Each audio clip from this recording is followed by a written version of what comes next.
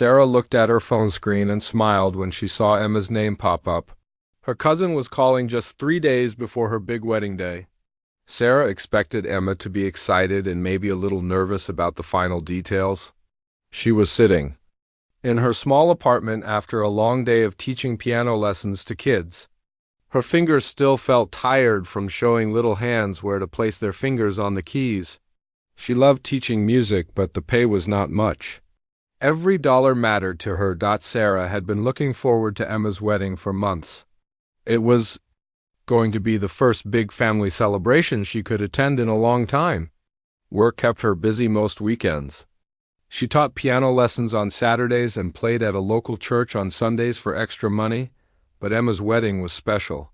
Sarah had marked the date on her calendar with a big red heart. She even bought a new dress for the occasion. It was a simple blue dress, but it looked elegant on her. She had saved money for 3 months to buy it. The dress was hanging in her closet right now. Every time Sarah looked at it, she felt happy. She imagined dancing at the reception and catching up with family members she had not seen in ages. Her cousin Emma was more like a sister to her. They grew up together and shared so many memories. Sarah remembered when they were little girls playing wedding with their dolls. Now Emma was getting married for real. Sarah answered the phone with excitement. Emma's voice sounded different, though. Not the happy bride voice Sarah expected to hear. Emma sounded worried and stressed. She started talking very fast about wedding problems. The caterer had called that morning with bad news. 3 of their servers had gotten sick with flu. The catering company was scrambling to find replacement staff, but it was short notice. Emma explained that her wedding was in just 3 days and they could not find enough people to serve the food and drinks. Sarah listened and made supportive sounds. She assumed Emma was just venting about wedding stress. All brides had last-minute problems. Sarah was ready to offer comfort and tell Emma that everything would work out fine. The wedding would be beautiful no matter what. But then Emma said something that made Sarah's stomach drop. Emma asked if Sarah could help out by serving tables during the reception. At first Sarah thought she misunderstood. Emma kept talking quickly about how it would really help the family save money. The catering company wanted to charge extra for emergency staff. Emma said Sarah could still enjoy the party between shifts. She could take breaks to eat and maybe even dance a little. Emma made it sound like Sarah would be doing a small favor while still being a guest. Sarah felt confused and hurt. She had been invited as a family member and wedding guest. Now, Emma was asking her to work as a server. Sarah tried to process what this meant. Instead of wearing her new blue dress and celebrating with family, she would be carrying trays and cleaning tables. Instead of sitting with relatives and catching up, she would be running around serving strangers. Instead of dancing and laughing, she would be working. Emma kept talking about how much this would help. She mentioned that Sarah was young and strong. She said Sarah was good with people and would do a great job. Emma promised it would not be too much work. She said the other servers would handle most of the heavy lifting. Sarah would just need to help with serving drinks and clearing plates. Emma made it sound simple and easy, but Sarah knew better. She had worked at restaurants before when she was in college. Serving at events was hard work. Wedding receptions were especially busy. Guests expected fast service and friendly smiles. Servers had to be on their feet for hours. They had to remember who ordered what and keep track of special dietary needs. They had to clean up spills and handle difficult customers. It was not easy work. Sarah also knew that once she agreed to help, she would be stuck working the whole night. There would be no breaks to enjoy the party. She would be too busy to sit and chat with family. She would miss the important moments like the speeches and the cake cutting. She would watch from the side while carrying dirty dishes. This was not how she imagined spending her cousin's wedding. The more Emma talked, the more Sarah realized how this looked from her family's perspective. They saw her as someone who could help out because she needed money. They knew her teaching job did not pay much. They probably thought she would appreciate the chance to earn some extra cash. Maybe they even thought she would prefer working to just sitting around as a guest. This hurt Sarah more than she expected. She had always been proud of her work as a music teacher. Yes, the pay was low, but she was following her passion. She was good at teaching kids to love music. She made a difference in their lives. But her family seemed to see her as the poor cousin who needed help. They saw her as someone who could fill in as cheap labor when needed. Sarah tried to find the right words to respond. She did not want to hurt Emma's feelings so close to her wedding day. But she also did not want to agree to something that felt wrong. Emma was still talking about wedding details and stress. She mentioned how expensive everything was and how much her parents were spending. She said having Sarah help would really take pressure off the budget. Sarah finally managed to speak up. She told Emma she was flattered to be asked, but she had been looking forward to attending as a guest. She explained that she had bought a special dress and made arrangements to be there as family. Emma's voice changed when Sarah did not immediately say yes. Emma sounded surprised and a little annoyed. She pointed out that Sarah could still wear her dress while serving. She said the family would really appreciate Sarah's help. Emma then mentioned that other family members might be helping too. She said Sarah's aunt might be doing flowers and her uncle might be helping with packing. Emma made it sound like everyone was pitching in to make the wedding special. She suggested that Sarah was being asked to contribute just like everyone else. But Sarah knew there was a difference between arranging flowers before the ceremony and working as a server during the reception. The phone call went on for 20 more minutes. Emma kept coming back to the money problem and how much Sarah's help would mean. She even suggested that maybe some other family members could chip in to pay Sarah for her time. This made Sarah feel even worse. Now she was being offered payment to work at her own cousin's wedding.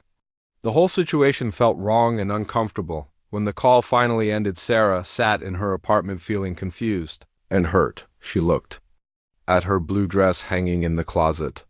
She thought about all the piano lessons she had taught to save money for this wedding. She thought about how excited she had been to celebrate with her family. Now everything felt complicated and awkward. Sarah knew she had to make a decision. She could say yes and spend the wedding working as a server. She could try to be helpful and keep peace in the family. Or she could say no and risk making Emma angry right before her big day. Either choice felt difficult and painful. She spent the rest of the evening thinking about what to do.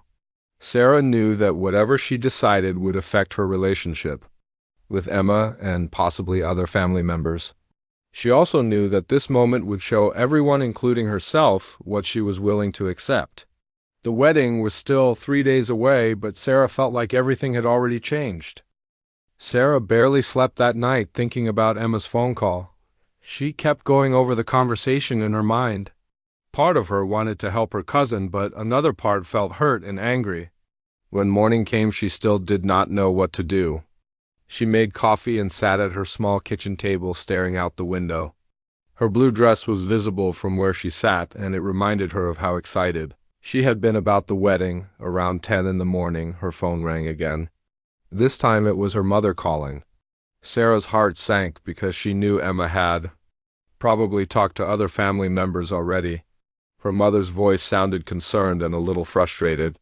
She asked Sarah if she had heard from Emma about helping at the wedding. Sarah admitted that Emma had called the night before about serving tables at the reception. Her mother immediately started talking about family loyalty and helping each other out. She said Emma was under a lot of stress and really needed Sarah's help. Her mother reminded Sarah that Emma's parents had paid for a very expensive wedding. She said the least the family could do was pitch in when there were problems. Her mother made it sound like Sarah was being selfish by not immediately agreeing to help. Sarah tried to explain her feelings to her mother. She said she had been looking forward to attending as a guest and celebrating with the family. She mentioned buying the dress and making special plans for the evening. Her mother dismissed these concerns quickly. She said Sarah could still enjoy herself while helping out. She suggested that Sarah was making too big a deal out of the whole thing. The conversation with her mother lasted almost an hour. Her mother kept coming back to the same points about family duty and helping Emma in her time of need. She said other family members were also making sacrifices for the wedding. She mentioned that Sarah's aunt was making all the flower arrangements for Free and Sarah's uncle was handling parking without being paid. Her mother made it seem like everyone was contributing except Sarah, but Sarah knew. There was a big difference between making flowers before the wedding and working as a server during the reception. Making flowers was a gift that could be done ahead of time. Serving tables meant missing the entire celebration while working hard for hours. Sarah tried to explain this to her mother, but her mother did not seem to understand the difference. After the phone call ended, Sarah felt even worse than before. Now she was not just disappointing Emma, but also her mother. She wondered if other family members were talking about her refusal to help. She imagined them calling her selfish and ungrateful. But she also knew that giving in now would set a bad example for the future. If she agreed to work at this wedding, what would family members expect from her next time? Later that afternoon, Sarah's aunt called. This was Emma's mother, and the conversation was much more direct and harsh. Sarah's aunt was clearly angry that Sarah had not agreed to help immediately. She said Emma had cried after talking to Sarah the night before. She accused Sarah of being too proud to help her own family. She said Sarah acted like she was too good to do honest work. This accusation really hurt Sarah because she worked hard every day teaching music to children. She was not afraid of work, and she was not too proud to help family. But she felt like there was a difference between helping family and being used as free labor. She tried to explain this to her aunt, but her aunt cut her off. Her aunt said Sarah was making excuses and being difficult during an already stressful time. Sarah's aunt then brought up money, which made the conversation even more uncomfortable. She pointed out that Sarah did not make much money as a music teacher. She suggested that Sarah should be grateful for the chance to earn some extra cash by helping at the wedding. She said most people in Sarah's situation would jump at the opportunity to make money while still attending a family celebration, the way her aunt talked about. Sarah's financial situation made her feel small and embarrassed. Yes, she did not make a lot of money, but she was proud of her work and her independence. She did not want to be seen as the poor family member who needed charity or work opportunities from relatives. She wanted to be respected as an equal family member who deserved to attend celebrations as a guest. When Sarah tried to explain her feelings, her aunt became even more frustrated. She said Sarah was being unreasonable and selfish. She pointed out how much money Emma's family was spending on the wedding. She said the least Sarah could do was help out when there was a real problem with staffing. Her aunt made it clear that she expected Sarah to change her mind and call Emma back to agree to help. After hanging up with her aunt, Sarah felt terrible. She sat in her apartment wondering if she was really being selfish. Maybe her family was right and she should just help out. Maybe she was making too big a deal about wanting to attend as a guest. Maybe working at the wedding would not be so bad. She could still see Emma get married and be part of the celebration even if she was serving food, but then Sarah thought about all the times she had put her own needs aside for family. She remembered working extra shifts to afford Christmas gifts for everyone. She remembered giving piano lessons for free to her cousin's children. She remembered always being the one asked to help because she was single and had fewer responsibilities.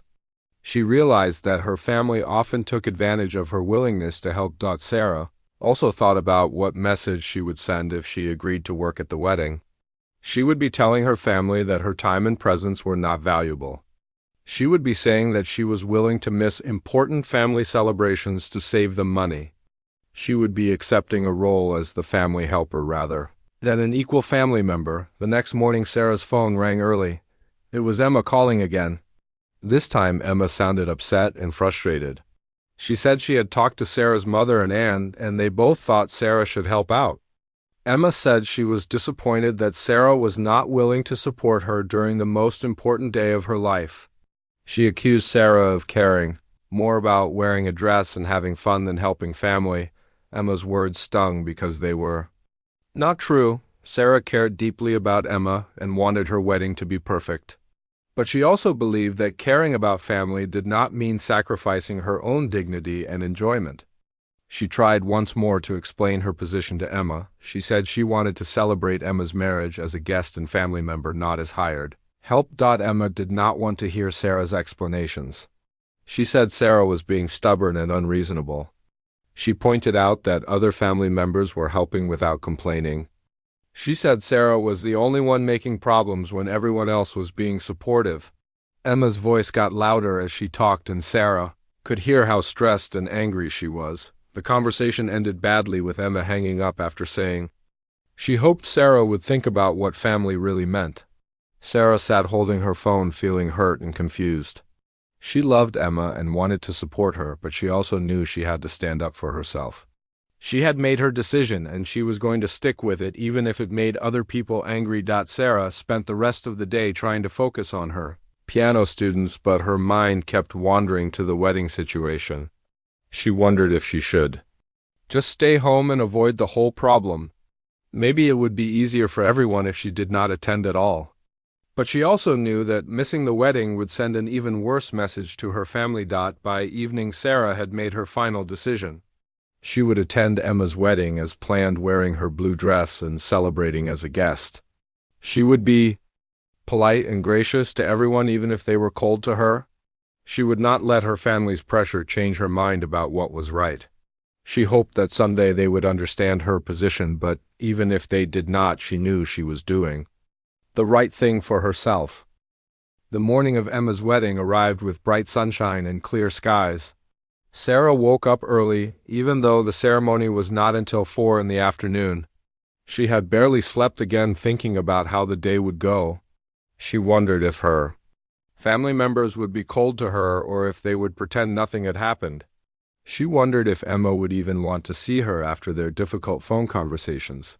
Sarah took a long shower and spent extra time getting ready. She wanted to look her best even if some family members were angry with her. She put on light makeup and styled her hair in a simple but elegant way. When she pulled on her blue dress, she felt a mix of excitement and nervousness. The dress looked even prettier than she remembered. It fit her perfectly and made her feel confident and beautiful. She looked at herself in the mirror and tried to imagine how the day would unfold. In her mind, she had pictured this day so many times over the past few months. She had imagined laughing with cousins and dancing with her uncle. She had imagined Emma looking radiant in her wedding dress and everyone being happy and celebrating. Now, she was not sure what to expect. Sarah arrived at the church 30 minutes before the ceremony was supposed to start. She wanted to have time to find a good seat and maybe chat with family members before things got busy. The church looked beautiful with white flowers and ribbons decorating the aisles. Guests were arriving and finding seats while soft music played in the background. Sarah felt a moment of happiness seeing how lovely everything looked for Emma. But as soon as Sarah walked into the church, she noticed something was wrong. Her Aunt Margaret, who usually rushed over to hug her, barely looked in her direction. Her cousin David, who always made jokes and teased her, just nodded politely and turned away. Other family members seemed to be avoiding eye contact with her. Sarah felt like there was an invisible wall between her and the rest of the family. Sarah found a seat in the middle section of the church, not too close to the front, but not in the back either. She sat down and looked around at the other guests. She recognized most of the people from previous family gatherings. Everyone looked happy and excited about the wedding. People were chatting and laughing while they waited for the ceremony to begin. But no one came over to talk to Sarah. A few minutes later, Sarah's mother arrived with Sarah's father. Sarah waved at them, hoping they would come sit with her. Her mother saw her, but instead of coming over, she found seats on the other side of the church. Sarah's father looked uncomfortable and seemed like he wanted to come say hello, but her mother held his arm and kept him moving toward their seats. Sarah felt hurt and confused by her parents' behavior. The ceremony began and Emma looked absolutely beautiful in her white dress. Her veil was long and flowing and her bouquet was made of white roses and baby's breath. Sarah felt genuinely happy for her cousin despite everything that had happened between them. Emma was marrying a good man who clearly loved her very much. The ceremony was touching and romantic, and Sarah found herself getting emotional during the vows. But even during the beautiful ceremony, Sarah could not stop thinking about the tension with her family. She noticed that Emma's mother kept looking around the church during the ceremony. When her eyes landed on Sarah, her expression became cold and disapproving. Sarah tried to focus on the wedding, but she felt like she was being watched and judged by multiple family members. After the ceremony ended, guests moved outside for pictures and congratulations. This was usually Sarah's favorite part of family weddings. She loved catching up with relatives she had not seen in a while and hearing all the family news and gossip. But today felt completely different. People seemed to be deliberately avoiding her or keeping their conversations short and polite. Sarah approached Emma to congratulate her and give her a hug. Emma looked stunning in her dress and seemed genuinely happy. For a moment, Sarah hoped that maybe the wedding day joy would make Emma forget about their disagreement. But when Sarah got close, Emma's smile became forced and uncomfortable. Emma thanked her for coming but did not really engage in conversation. She quickly turned to greet other guests, leaving Sarah feeling dismissed and unwanted. The cocktail hour before the reception was held at the same venue where the reception would take place. It was a beautiful old building with high ceilings and elegant decorations. There was a bar set up in one corner and servers were walking around with appetizers on silver trays. Sarah noticed that some of the servers looked very young and inexperienced. She wondered if these were the replacement workers Emma had found after the original servers got sick. Sarah got a drink from the bar and tried to mingle with other guests. She started a conversation with Emma's college friends who were friendly and welcoming. They did not know about the family drama, so they treated Sarah normally. Sarah felt relieved to have people to talk to who were not angry with her. But even while chatting with Emma's friends, she could feel her family members watching her from across the room. During the cocktail hour, Sarah overheard a conversation that made her stomach turn. Emma's mother-in-law was talking loudly to a group of wedding guests near the bar. She was complaining about how expensive weddings were and how much stress couples had to deal with. Then she said something that was clearly meant for Sarah to hear. She mentioned that it was disappointing when family members would not lift a finger to help during difficult times. Sarah knew the comment was directed at her even though Emma's mother-in-law did not say her name. Other people in the conversation looked confused because they did not know what she was talking about. But Sarah felt her face getting hot with embarrassment and anger. She wanted to walk over and defend herself, but she knew that would only make the situation worse. Instead, she moved away from that area and tried to find a quiet corner where she could collect herself. Sarah ended up near a beautiful old piano that was sitting in one corner of the reception room. The piano looked like it had been there for many years. It was made of dark wood and had intricate carvings on the legs and music stand. Sarah could tell it was a good quality instrument, even though it probably had not been tuned in a while. She found herself drawn to the piano like it was calling to her. Sarah had always felt comfortable around pianos. They were familiar and safe spaces for her. When she was stressed or upset, she often found peace by playing music. She ran her fingers lightly over the keys without pressing them down. The piano felt solid and real in a day that had become surreal and uncomfortable. She wondered if anyone would mind if she played a little bit later in the evening. As Sarah stood near the piano, she noticed that the reception was about to begin. Guests were being directed to find their assigned tables. Sarah looked for her name on the seating chart and found that she had been placed at a table in the back corner with some distant relatives she barely knew. The table was far from where the immediate family was sitting. Sarah realized this was probably not an accident. Emma or her mother had likely put Sarah as far away from the main action as possible. Sarah found her table and sat down with people she had met maybe twice in her whole life. They were polite, but they were strangers to her. Meanwhile, she could see her parents and other close relatives sitting at tables near the front of the room. She felt like she was being punished for standing up for herself. The message was clear, that she was no longer considered part of the inner family circle. The reception was supposed to start with dinner, followed by dancing and entertainment. Sarah picked at her food and made small talk with the strangers at her table. She kept looking around the room at her family members who were laughing and having fun at their tables. She felt isolated and alone even though she was surrounded by people celebrating her cousin's wedding. The dinner service was clearly struggling, and Sarah could see the stress on everyone's faces. The young servers were moving slowly and seemed confused about which tables to serve first. Several guests had been waiting over 20 minutes for their main course while others had already finished eating. Sarah watched one server almost drop a tray of drinks while trying to navigate between crowded tables. She felt a moment of guilt, wondering if her help could have made a difference, but she pushed the feeling away. Emma looked increasingly worried as she noticed the problems with the food service. She kept glancing toward the kitchen doors and whispering to her new husband. Sarah could see that the wedding was not going as smoothly as Emma had hoped. The beautiful decorations and flowers could not hide the fact that the reception was becoming chaotic and stressful. Guests were starting to look annoyed, and some were checking their phones instead of enjoying the celebration. But the real disaster started when it came time for the evening entertainment. The DJ was supposed to begin playing music for dancing after dinner, but there was clearly a problem with his equipment. Sarah could see him frantically pressing buttons and checking cables behind his booth. He kept shaking his head and talking on his phone.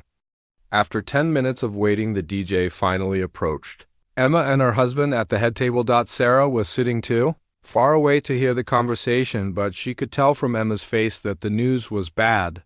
The DJ's main speaker system had stopped working completely. He had backup equipment, but it was much smaller and would not be loud enough for dancing in such a large room.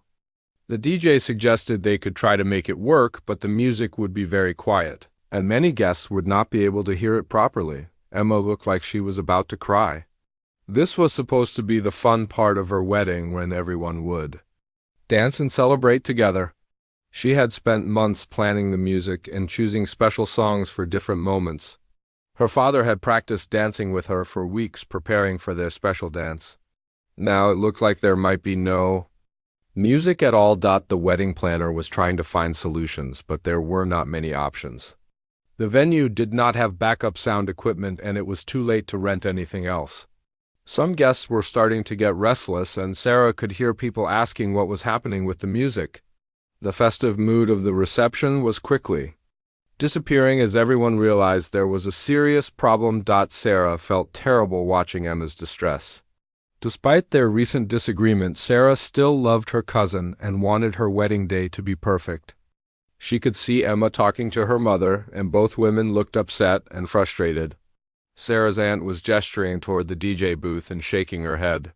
It was clear that no one knew how to fix the situation. Without really thinking about what she was doing, Sarah got up from her table and walked toward the old piano in the corner. She had been drawn to it all evening, and now she felt like it might be the answer to Emma's problem. The piano was positioned where most of the guests could see it if someone was playing. Sarah sat down on the piano bench and pressed a few keys gently. The sound was soft but clear, and the piano was not as out of tune as she had expected. Sarah began playing a simple melody that she knew by heart. It was a piece she had learned years ago and taught to many of her students. Her fingers moved across the keys naturally, and the music filled the quiet spaces in the room. At first, only the people sitting nearby noticed that someone was playing piano. But gradually more guests turned to look toward the corner where Sarah was sitting. The music seemed to have an immediate effect on the atmosphere in the room.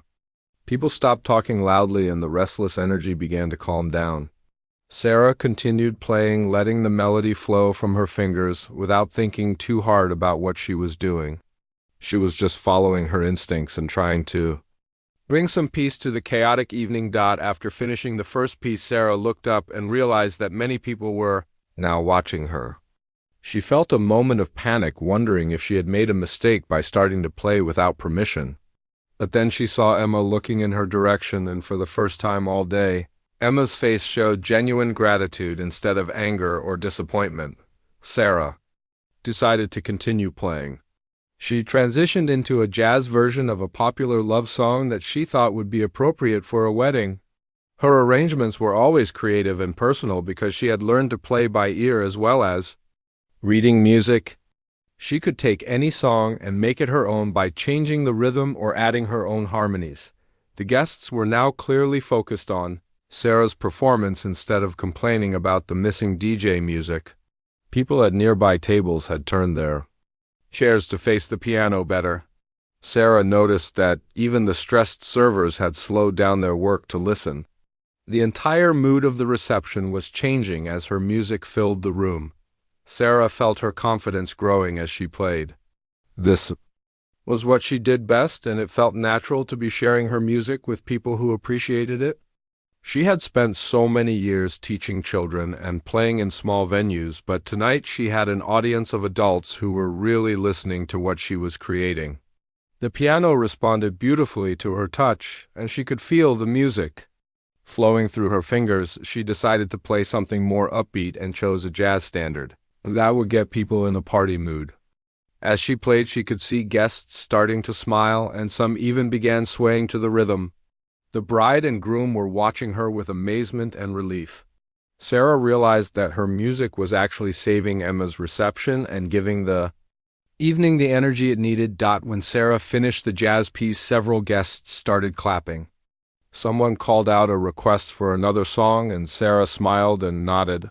She was beginning to enjoy the attention and the feeling of being appreciated for her talent instead of being criticized for her decisions.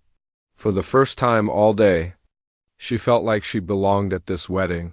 Sarah played a beautiful ballad next, and she noticed that some couples were getting up to dance, even though the dance floor had not been officially opened. Her music was creating the romantic atmosphere that Emma had wanted for her reception.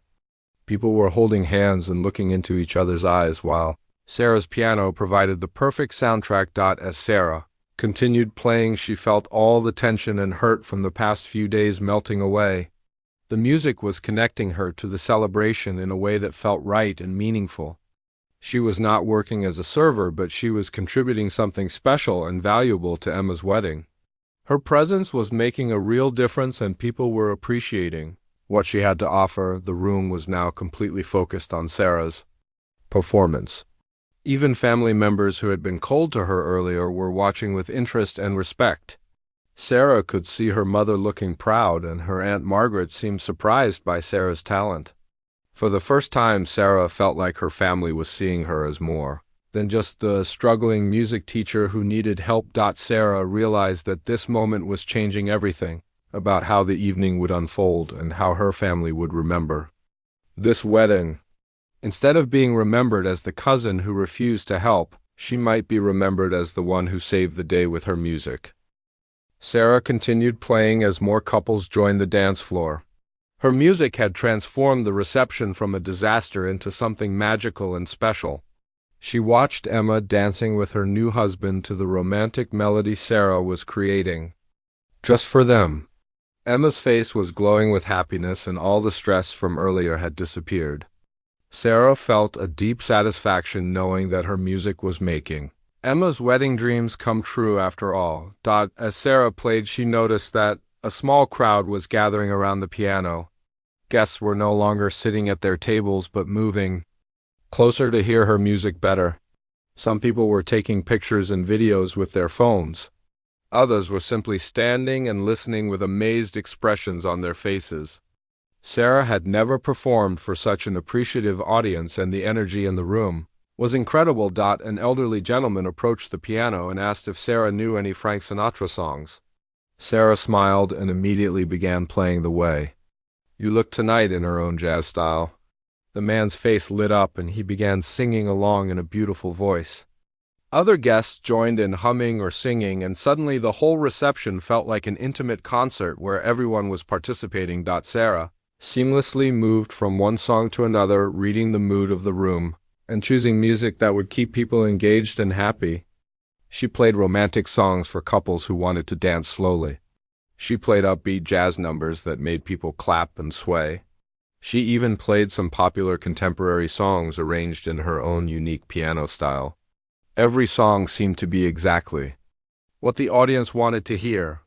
During a brief pause between songs, Sarah looked around the room and was amazed by what she saw. The entire reception had been transformed into something completely different from what anyone had planned. Instead of a traditional wedding reception with a DJ and loud music, this had become an elegant piano concert with dancing and singing. The atmosphere was warm and intimate, and everyone seemed to be having a wonderful time. Emma approached the piano with tears in her eyes, but these were happy tears, not the frustrated tears from earlier. She leaned down and hugged Sarah while she was still sitting at the piano bench. Emma whispered in Sarah's ear that this was better than anything she had imagined for her wedding. She said Sarah's music had made the evening absolutely perfect, and she would never forget this gift. Sarah felt overwhelmed with emotion hearing Emma's words. All the hurt and anger from their phone conversations seemed to disappear in that moment. She realized that by standing up for herself and refusing to work as a server, she had actually found a much better way to contribute to Emma's wedding. Her music was more valuable than serving food could ever have been. Emma asked Sarah if she knew the song that she and her husband had chosen for their first dance. Sarah nodded and began playing a beautiful piano version of their special song. Emma and her new husband moved to the center of the dance floor and had their first dance to Sarah's live music instead of a recording.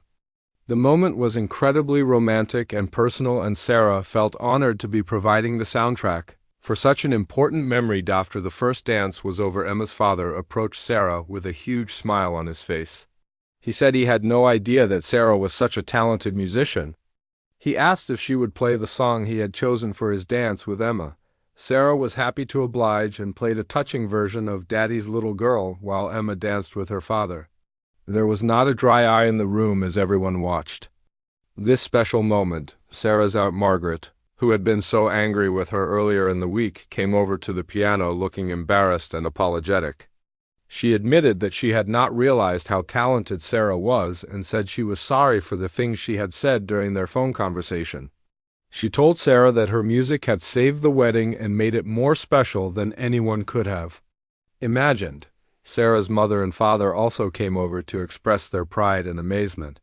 Her mother said she knew Sarah was a good piano teacher, but she had never heard her perform like this before. Her father said he was sorry they had pressured her about working at the wedding and that they now understood why she had refused. They could see that Sarah's real contribution was supposed to be her music, not her labor. As the evening continued, Sarah found herself taking requests from guests and playing songs she had not thought about in years.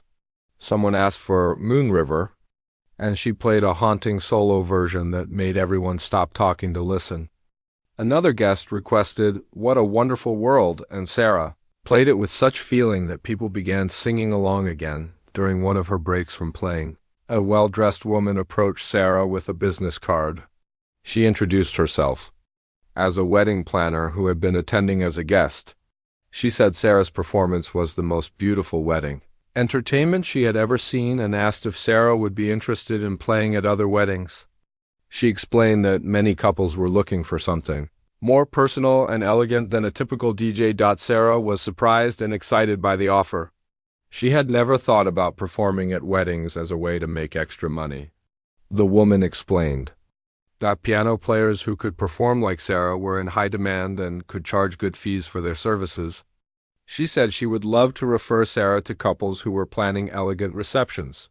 Two other guests also approached Sarah during the evening with similar offers. One was a restaurant owner who wanted to hire Sarah to play during weekend dinner service. Another was a woman who planned corporate events and said Sarah would be perfect for company parties and business dinners. Sarah realized that this one evening was opening up opportunities she had never considered before. As the reception wound down, Sarah played softer background music while guests began saying their goodbyes. Many people came over to compliment her performance and ask for her contact information. Sarah felt like a completely different person than the one who had arrived at the wedding feeling hurt and isolated. She had discovered that her talent was more powerful and valuable than she had ever realized. Emma and her husband made a special point of thanking Sarah before they left for their honeymoon. Emma said that years from now, when people talked about her wedding, they would remember Sarah's incredible piano performance. She said it had been better than hiring any professional entertainer because Sarah's music came from love and family connection. Sarah stayed until the very end, helping to create a magical atmosphere as the last guest danced and celebrated. When she finally stopped playing and closed the piano, she felt exhausted but incredibly fulfilled. She had turned what could have been the worst family gathering of her life into one of the most triumphant moments she had ever experienced. As Sarah drove home that night, she thought about everything that had happened. By refusing to be treated as free labor, she had discovered her own worth and shown her family what she could really contribute. She had learned that standing up for herself did not mean being selfish or difficult. Sometimes it meant finding better ways to share your gifts with the people you love. Sarah realized that this wedding had changed her relationship with her family forever. They would never again see her as just the struggling music teacher who needed help or charity. They now understood that she had valuable talents and deserved respect as an equal family member. Most importantly, Sarah had discovered new confidence in herself and new possibilities for her future career. The business cards in her purse represented exciting opportunities that could change her financial situation and give her the recognition she deserved as a talented musician. Sarah smiled as she pulled into her driveway, knowing that by staying true to herself, she had found something much better than what anyone had originally planned.